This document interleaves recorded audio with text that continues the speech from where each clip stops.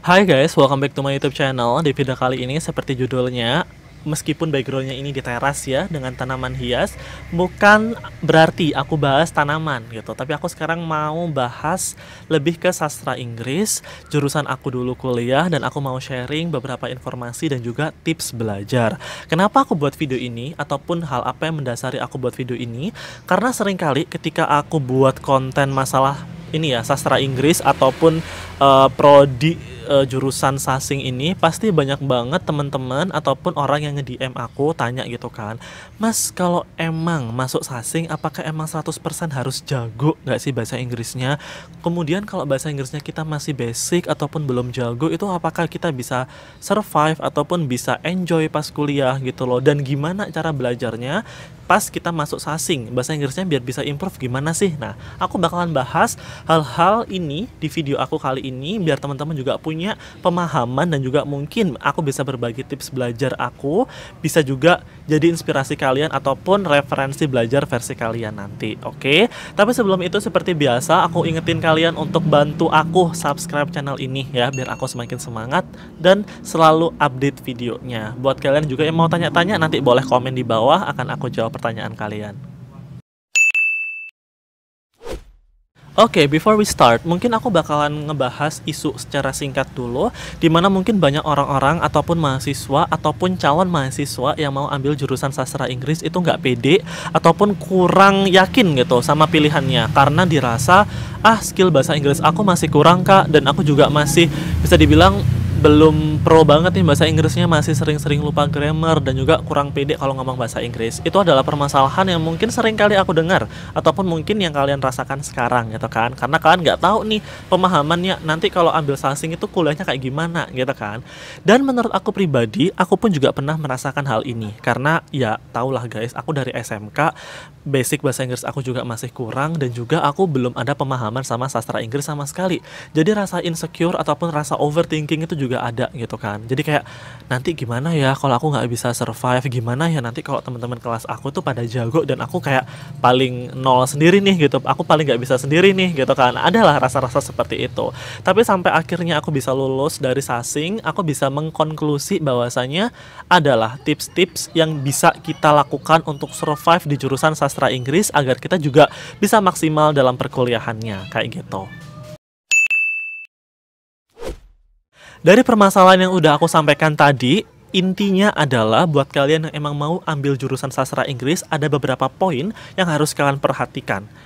Pertama, oke langsung aja. Pertama, at least kalaupun kalian ngerasa skill bahasa Inggris kalian itu nggak terlalu bagus ataupun ngerasa kayak masih kurang, butuh improve, aku rasa at least kalian punya rasa minat dulu ataupun interest dengan bahasa Inggris. Kenapa aku bisa bilang kayak gini? Menurut aku guys, kalau kalian emang ada rasa interest ataupun rasa suka dengan bahasa Inggris, meskipun nanti itu susah ataupun masih dalam tahapan belajar, kalian nantinya itu pasti bakalan lebih enjoy untuk lebih belajar lagi gitu loh. Ibarat kalau kalian nih dari awal udah suka, nah kalian kan akan ada interest untuk apa ya, untuk kepo nggak sih, untuk ngulik dan juga mau belajar lebih gitu loh. Nah ini aku sarankan dulu, kalaupun kalian mau ambil jurusan sastra Inggris, kalian ngerasa kurang, at least kalian ada minat dulu, ada rasa kayak, oh, tapi aku suka kok bahasa Inggris mas, aku suka banget lihat interview, aku suka banget belajar pakai bahasa Inggris, aku pengen improve. At least ada hal-hal seperti ini dulu untuk modal kalian belajar. Oke? Itu yang pertama. Yang kedua, at least kalau kalian emang suka dengan jurusan sastra Inggris, kalian juga suka dengan sastra dan juga studi kebahasaan. Karena dua hal ini yang akan kalian pelajari nanti di jurusan sastra Inggris. Sastra itu meliputi apa aja sih mas? Apakah emang harus wajib baca ataupun emang harus khatam novel? Well, menurut aku nggak juga, tapi setidaknya kalian juga suka dengan karya-karya seni. Lebih ke karya sastra, mungkin seperti novel, cerpen, film juga nggak masalah, ataupun kalian suka dengan puisi, drama, dan hal-hal seperti itu. Menurut aku lebih ke sastranya. Kalaupun isu kebahasaan itu menurut aku nanti kalian juga bakalan dikenalkan dengan linguistik ya, bahasa kerennya, ataupun bahasa di sastra Inggris itu kayak linguistik. Isu kebahasaan adalah lebih ke tren dan juga kemajuan ataupun isu bahasa yang ada di masyarakat. Mungkin lebih ke rame-rame viralnya sekarang, bahasa itu apa sih yang bisa diulik gitu loh. Nah itu akan ada namanya studi bahasa. Kalau kalian udah ngerasa 2 poin tadi ya, pertama kalian ada minat ataupun suka dengan bahasa Inggris, kemudian kedua kalian suka dengan sastra ataupun studi kebahasaan, ini adalah modal dasar kalian bisa masuk ke jurusan sastra Inggris. If in the worst scenario kalian ngerasa 2 hal ini nggak ada, aku juga sebetulnya nggak masalah sih kalau kalian emang mau nyoba gitu kan, karena itu kan hal baru. Cuman nanti effortnya bakalan lebih ekstra lagi ketika kalian masuk ke jurusan ini guys, karena ya harus belajarnya harus kejar-kejaran gitu loh. So 2 hal ini matengin dulu kalau kalian sekarang jadi jadi maba ataupun masih belum ambil kuliah, coba belajar-belajar dan juga coba cari referensi di mana 2 hal ini akan ngebantu kalian untuk survive ataupun nanti belajar di jurusan sastra Inggris. Nah guys, sekarang kita masuk ke inti video di mana akan aku share beberapa tips metode belajar buat kalian yang masih mungkin kurang pede ataupun pengen improve bahasa Inggrisnya ketika masuk ke jurusan sastra Inggris. Yaitu pertama, menurut aku kalian juga nggak perlu worry karena di semester awal 1 dan 2 itu kita dapatnya adalah materi-materi bahasa Inggris basic ataupun dasar.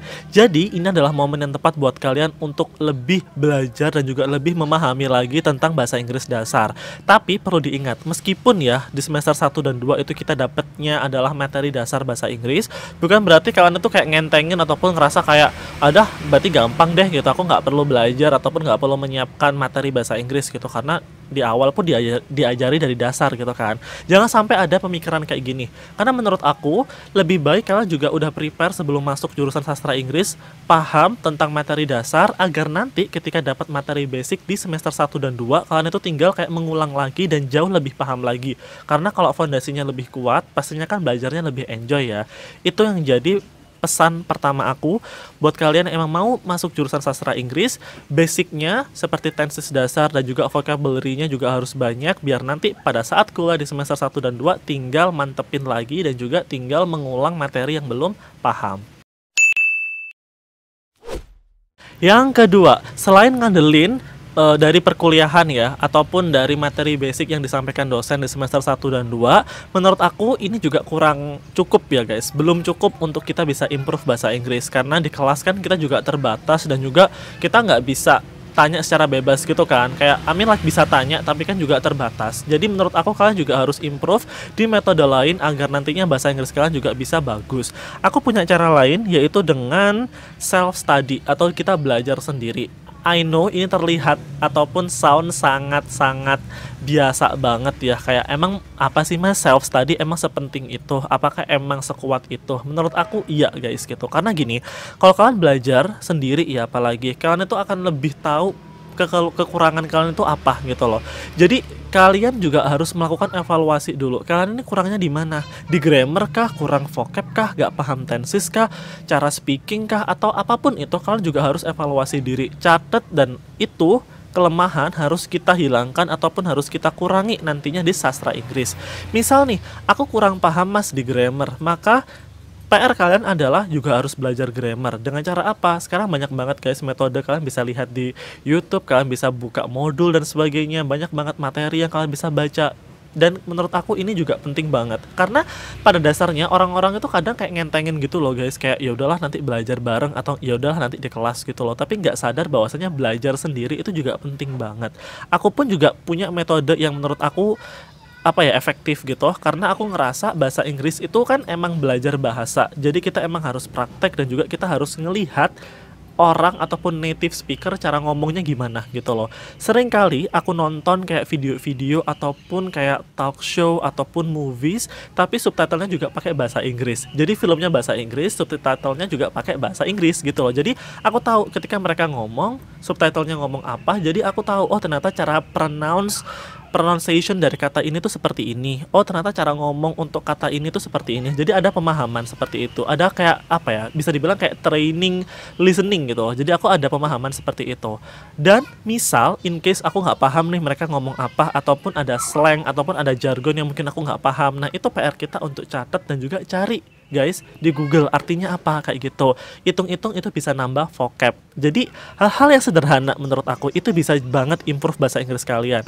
Apalagi kalau kalian sekarang suka banget sama musik-musik barat ya, ataupun musik bahasa Inggris. Nah itu kan juga menurut aku metode yang tepat banget buat kalian improve gitu loh. Jangan cuman asal nyanyi dan juga asal kayak apa ya, ikut-ikutan nonton video aja gitu, tapi jadikan itu metode belajar kalian. Seringkali mendengar musik bahasa Inggris tapi juga dilihat artinya apa gitu nggak sih, kayak liriknya seperti apa, cara pengucapannya seperti apa. Menurut aku kalau kalian melakukan ini sering ya, ataupun dijadiin habit, itu akan jadi ini loh metode belajar yang unik dan juga bisa efektif buat kalian, karena itu kan fun ya, cara yang fun gitu loh, nggak sepaneng yang harus buka buku, harus nulis, harus mendengarkan yang guru ataupun dosen bilang. Jadi dengan cara-cara sederhana otodidak ini menurut aku juga bisa improve bahasa Inggris kalian. Selanjutnya, metode yang aku terapkan juga ketika aku kuliah adalah kelompok belajar ataupun partner belajar. Kenapa ini penting guys? Karena gini, kalau kita ngomongin belajar bahasa, menurut aku nggak cuma bahasa Inggris, tapi overall bahasa apapun itu nggak cuma dipelajari secara teori aja. Tapi kita perlu juga praktek, kita juga perlu untuk adanya apa ya, bisa dibilang kayak bener-bener digunain gitu loh, nggak cuman paham secara materi aja gitu. Jadi kelompok belajar yang aku maksud adalah bukan kalian kerja kelompok terus ngerjain project bareng, ini beda ya, tapi ini menurut aku adalah lebih ke komitmen di mana orang-orang di kelompok belajar kalian itu bisa diajak kerjasama. Kayak gini, aku ngelakuin ini karena kasusnya adalah kita nggak mungkin kan ngomong bahasa Inggris di luar kelas ataupun randomly ketemu orang ataupun pas kita nongkrong ngomong bahasa Inggris gitu loh. Pasti kita juga nggak pede ataupun mungkin takut ada judgement dari orang kayak ngapain lo pakai bahasa Inggris gitu kan, so Inggris banget lo, Inggris lah dan sebagainya gitu kan. Stigma kayak gitu mungkin muncul kalau kita ngomong sama orang-orang random ataupun kita praktek ngomong di social life kita gitu loh. That's why aku menyarankan kalian punya kelompok belajar di mana orang-orang yang di kelompok belajar kalian ini gak perlu banyak, sedikit tapi komitmennya itu kuat untuk bisa komitmen belajar bahasa Inggris dengan cara speaking. Ini pun berlaku di aku dulu, di mana aku punya partner debat bahasa Inggris gitu, ada cuman 3-4 orang, tapi kita tuh bisa dibilang intens ketika ngomong bahasa Inggris. Ketika kita debat, ataupun ketika kita diskusi, ketika kita chatting, ketika kita ngejokes, itu kita pakai bahasa Inggris gitu loh. Itu lebih aman atau lebih nyaman gitu buat aku, karena orang-orang yang udah di kelompok itu udah komit untuk belajar bahasa Inggris gitu loh. Jadi kita lebih pede gitu kan. Dan menurut aku kelompok belajar ini juga akan ngebantu kita lebih apa ya, bisa dibilang selain percaya diri, kita tuh juga bakalan lebih bisa apa ya, lebih bagus gitu loh performanya gitu loh, nggak cuman ngandelin di kelas aja gitu guys. Aku percaya banget meskipun di kelas ada kelas speaking, itu nggak semua orang punya chance untuk ngomong bahasa Inggris gitu loh, terbatas banget. Kalau kalian cuman ngandelin kelas, menurut aku tuh nggak cukup, dan kalian pun juga bakalan apa ya, jatuhnya tuh cuman paham grammar ataupun paham secara teori gitu loh. Karena faktanya banyak banget anak sasing yang cuman paham secara teori, cuman bisa ngerjain soal, tapi pas presentasi ataupun ngomong bahasa Inggris di depan publik ataupun kayak praktek, itu banyak banget yang gak pede ataupun belibet. That's the point gitu loh. Pentingnya partner ataupun kelompok belajar yang solid itu bisa ngebantu kalian lebih pede dan juga punya ruang untuk ngomong bahasa Inggris kayak gitu. Sometimes aku pun juga kadang kayak suka ngomong sendiri gitu, kayak ala-ala di interview kayak bahasa Inggris. I know it sounds weird and crazy, but I don't think that itu menurutku gimana ya, aneh, tapi itu juga works gitu loh, jadi metode belajar.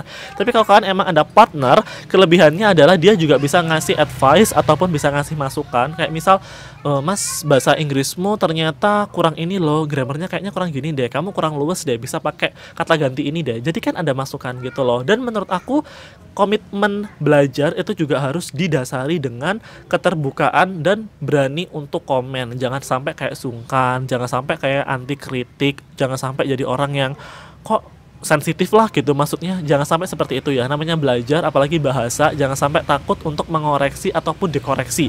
Pokoknya dalam skala positif, dalam skala bahasa yang emang sopan, menurut aku itu oke. Jadi temukan partner belajar kalian, gak perlu banyak, 1-2 orang gak apa-apa, yang penting bisa konsisten ya.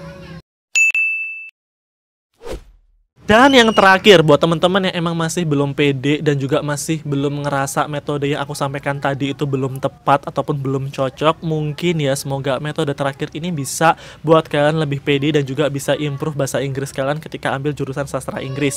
Yaitu pilihannya adalah emang harus les ataupun ambil kursus, ngeluarin duit, I know, karena temen aku juga ada guys yang ngerasa dulu bahasa Inggrisnya kurang.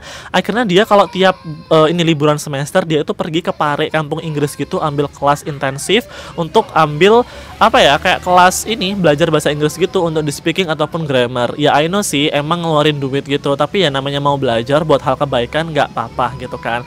Kalau kalian ngerasa mas aku nggak pengen ngeluarin duit, aku nggak mau ngeluarin duit untuk belajar bahasa Inggris, oke, ada solusi lain dimana kalian bisa ikutan komunitas ataupun lebih ke organisasi yang emang basicnya bahasa Inggris. Kalau di kampus aku itu emang banyak banget guys, even kayak di tingkat fakultas itu ada kayak kelompok-kelompok bahasa Inggris, kayak apa sih namanya guys, kayak UKM ya, UKMF gitu, yang emang fokusnya adalah belajar bahasa Inggris. Nah mungkin kalian bisa join organisasi-organisasi tersebut agar dapat orang yang bisa klik ataupun ada orang yang mau berproses bareng di bahasa Inggris, gak bayar tapi yang penting bisa belajar organisasi kayak gitu. Itu pun juga bisa jadi alternatif. Cuman pada saat itu aku emang gak pernah ikutan UKMF ataupun UKM bahasa Inggris gitu, cuman aku punya kelompok belajar yang solid. Itu menurut aku udah cukup sih. Tapi kalau kalian ngerasa emang nggak punya kelompok belajar, kayak nggak bisa punya temen yang komitmen, nah mungkin dari dari UKMF ataupun organisasi tersebut bisa dapetin orang-orang yang komitmen seperti itu. Jadi join komunitas ataupun ormawa juga bisa jadi alternatif buat kalian belajar bahasa Inggris. Oke guys, aku udah ngebacot banyak banget hari ini, panjang lebar tentang jurusan tentang jurusan sastra Inggris. Oh well, mungkin di akhir video ini aku cuma mau bilang buat temen-temen yang emang mau ambil jurusan sastra Inggris, sekali lagi pede aja, dan juga namanya belajar itu juga pasti dibutuhkan komitmen. Jangan sampai mikir bahwasanya aduh aku nggak mampu, aduh aku kurang ini kurang itu. Well, semua itu adalah rasa overthinking dan insecure kalian. Itu semua bisa diatasi dengan komitmen dan belajar yang giat nantinya ketika kalian ambil jurusan sastra Inggris. Dan jangan lupa buat kalian yang emang masih belum masuk jurusan kuliah ataupun belum masuk kuliah tapi ada planning masuk ke jurusan sastra Inggris, dari sekarang udah dilatih ataupun belajarnya dimantepin dulu untuk dapetin ataupun paham materi-materi basic agar nanti pada saat kuliah bisa langsung ngikutin pace perkuliahannya dan bisa ikutin pelajarannya dengan nyaman. That's all my video guys. Semoga video ini bermanfaat buat kalian yang belum subscribe. Sekali lagi subscribe dulu channel aku, dan if you have any question, kalian coba tanya-tanya apa aja. Feel free tanya-tanya apa aja tentang sastra Inggris ataupun metode belajar di kolom komentar, biar aku juga bisa bantu dan bisa menyelesaikan rasa insecure kalian mungkin. That's all my video and have a nice day everyone.